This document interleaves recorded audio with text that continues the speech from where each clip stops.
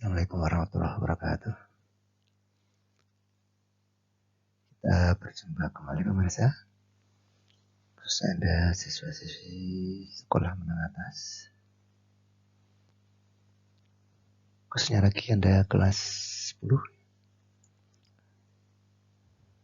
Kita berjumpa kembali. Kali ini kita akan membahas beberapa contoh soal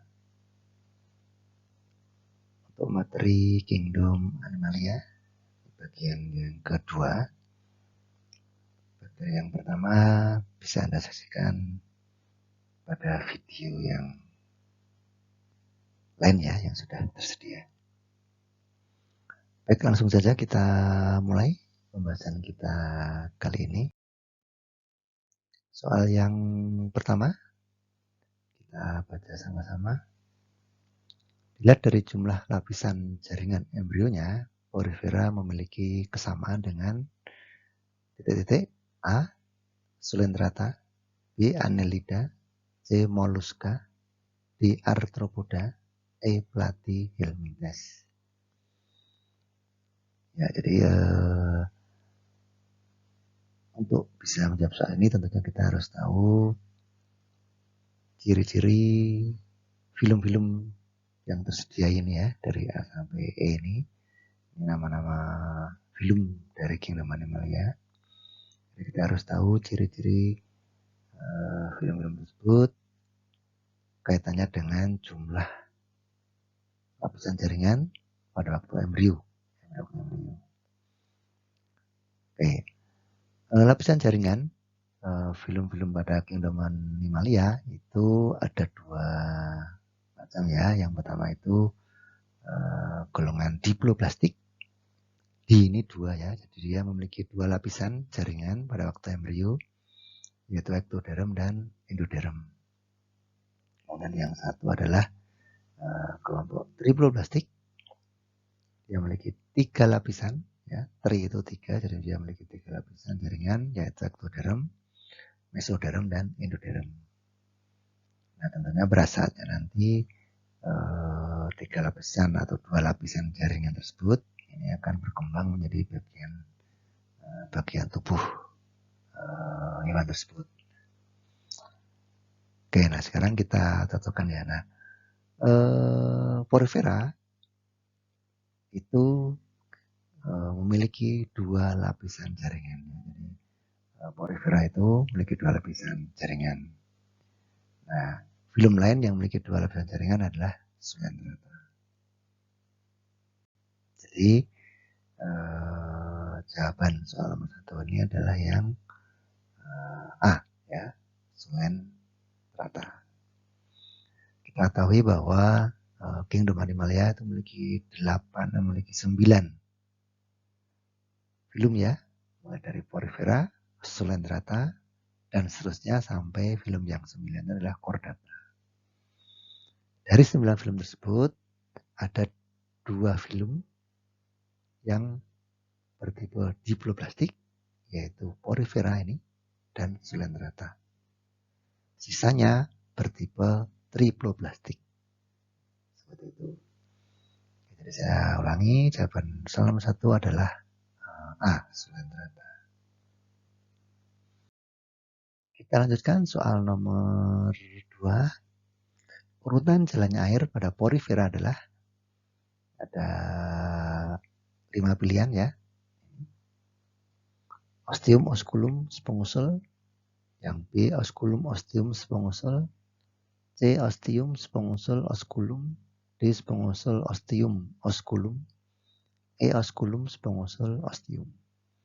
Nah, untuk bisa menjawab soal ini tentunya kita harus tahu di mana posisi bagian-bagian ini ya pada tubuh Porifera. Baik, kita lihat seperti ini, bagian Porifera seperti ini. Osculum itu ada di bagian atas nih ya, bagian atas. Kita tahu bahwa namanya Porifera itu semua ada lubang utama di atas ini ya, itu namanya osculum. Baru dia akan punya pori-pori di samping di seluruh bagian tubuhnya ya, yang namanya ostium. Porifera, pori-porinya ini. Kemudian ada bagian tengah, rongga tengah yang kosong ini namanya sponsul. Nah, disitulah nanti air mengalir. Nah, tiga bagian itu yang dilewati air. Nah, urutannya bagaimana? Urutan air mengalir. Porifera itu mengalir dari samping, kemudian masuk ke dalam tubuh, kemudian keluar lewat atas. Seperti urutannya. Jadi tidak dari atas masuk ke bawah, terus keluar ke samping. Tidak, tapi dari samping masuk ke dalam, kemudian mengalir ke atas. Seperti itu. Nah, karena seperti itu, makanya tentu kita sudah bisa jawab ya. Jawabannya adalah tentu masuk lewat ostium, kemudian ke spongosul, kemudian lewat osculum keluarnya. Di situ air mengalir. Jadi jawabannya adalah yang C, ostium, spongosul, osculum. Sebagai tambahan bahwa yang namanya porifera itu air selalu mengalir ya, selalu mengalir dan tidak pernah berhenti.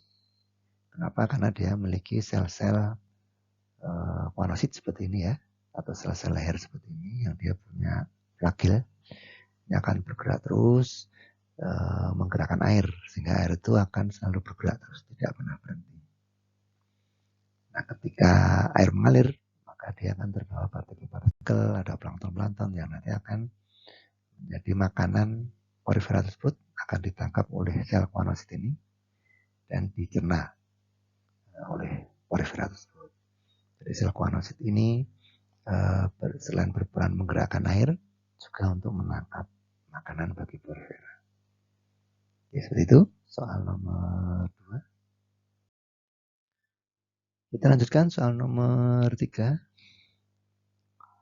Spikula tersusun oleh zat kapur.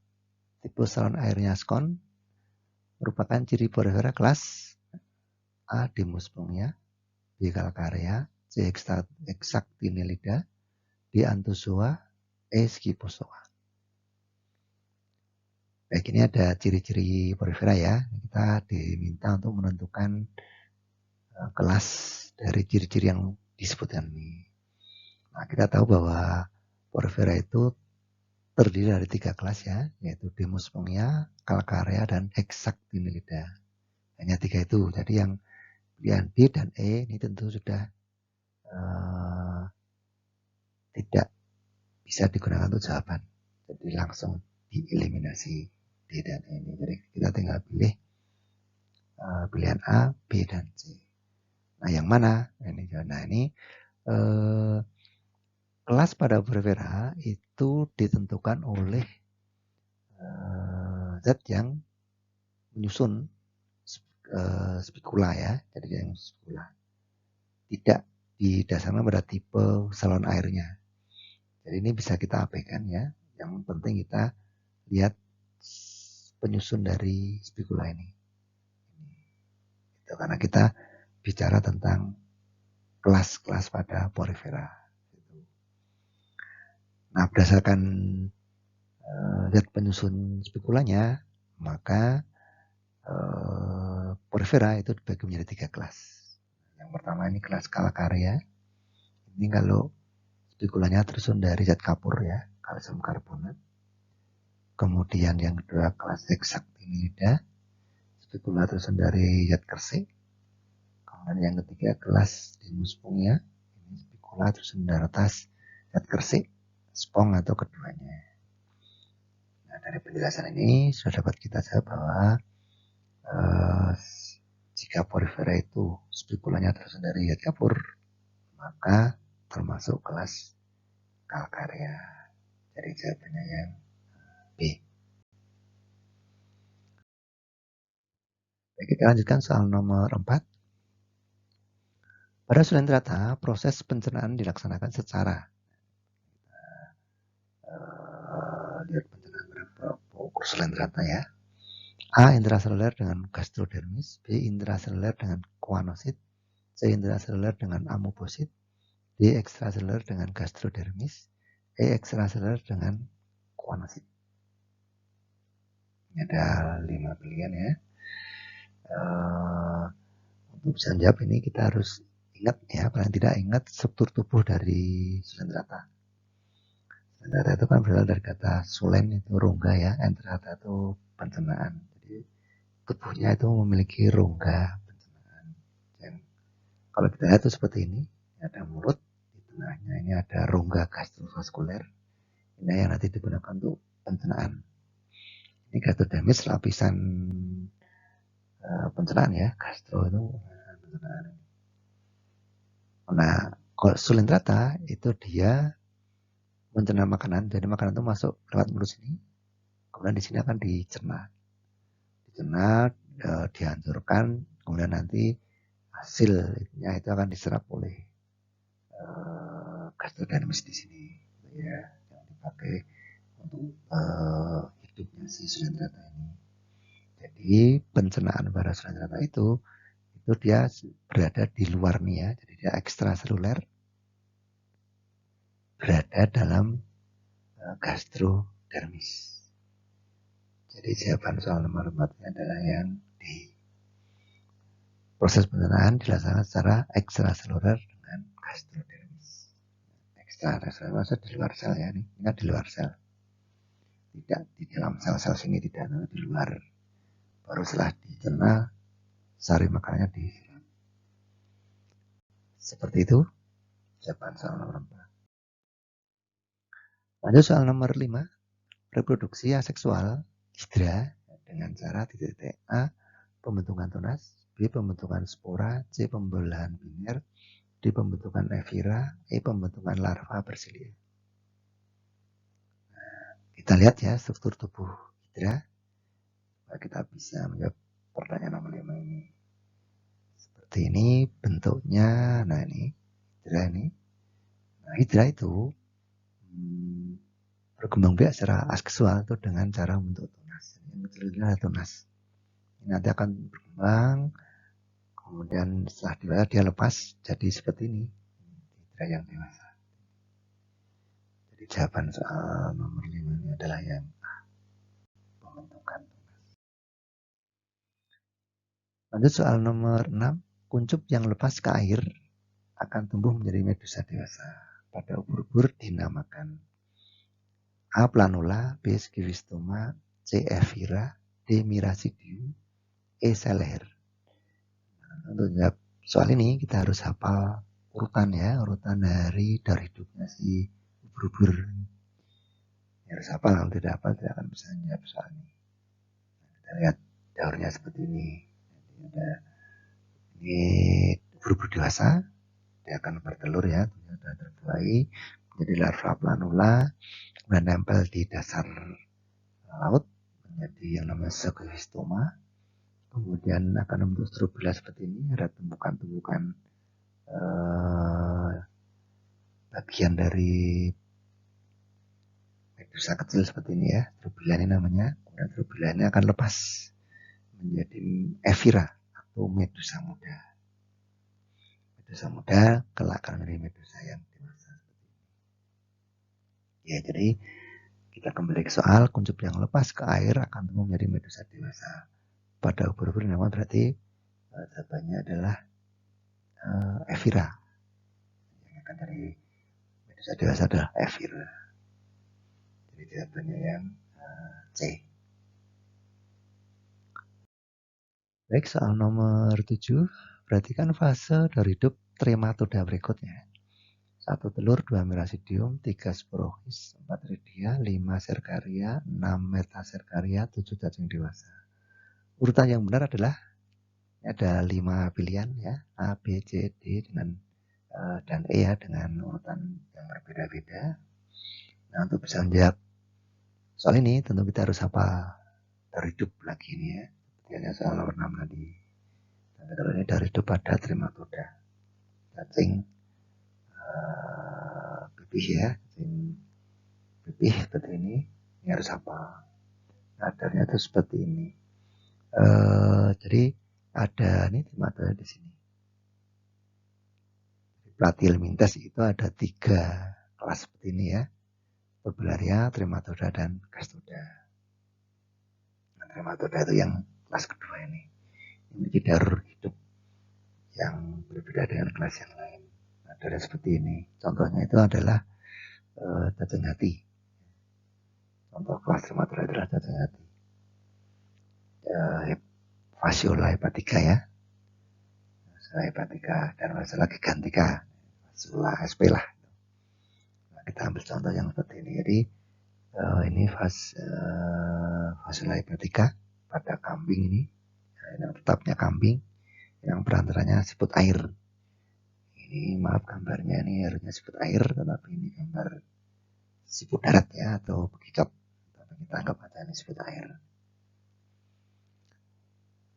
Nah, daunnya seperti ini. Kita mulai dari cacing dewasa. Cacing dewasa ini hidupnya di hati kambing ya, di hati ini. Kemudian nanti kalau dewasa dia bertelur, telurnya keluar lewat feses. Ini telur menjadi larva namanya Miracidium seperti ini.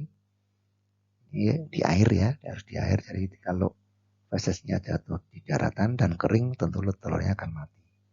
Jadi dari hidupnya akan berlanjut apabila telur ini jatuh di perairan. Larva telurnya akan menetas jadi Miracidium. Kalau dia berenang akan mencari siput air.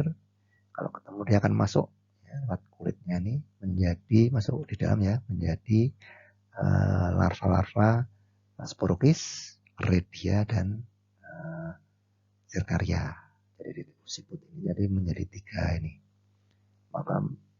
tiga macam ini. Kemudian larva Zircaria keluar dari tubuh siput, kemudian menempel di rerumputan menjadi namanya Metazircaria.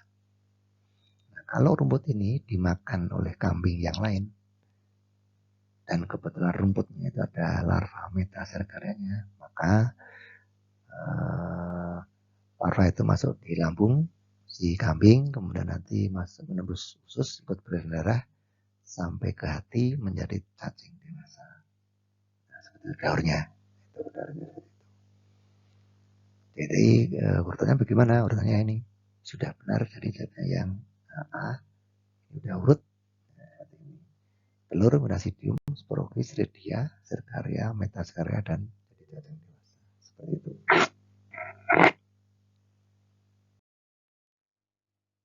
Lanjut soal nomor 8. Alat ekskresi cacing tanah berupa A. Kulit, B. Hati, C. Ginjal, D. Nephridium, E. Paru-paru.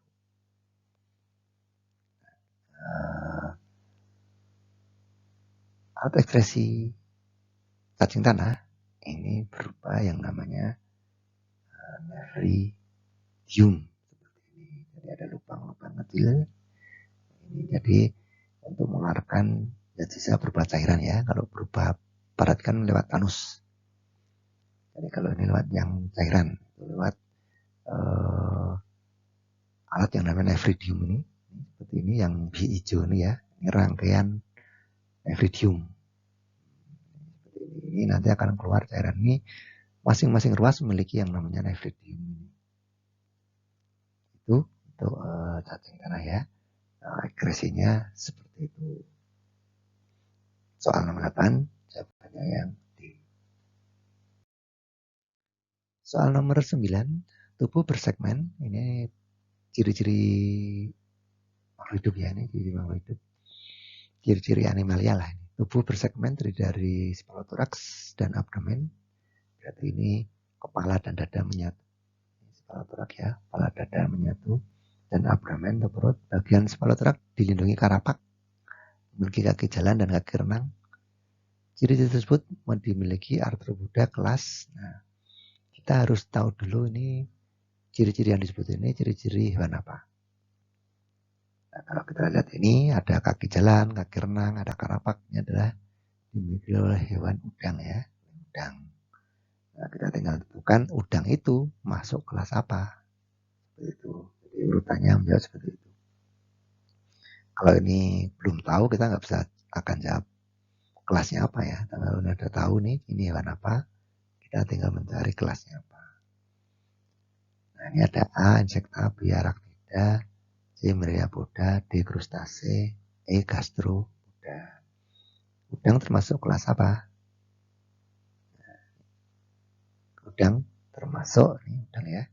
Udang termasuk kelas krustase. Abdomen ini cephalothorax tadi ya, ada karapaknya.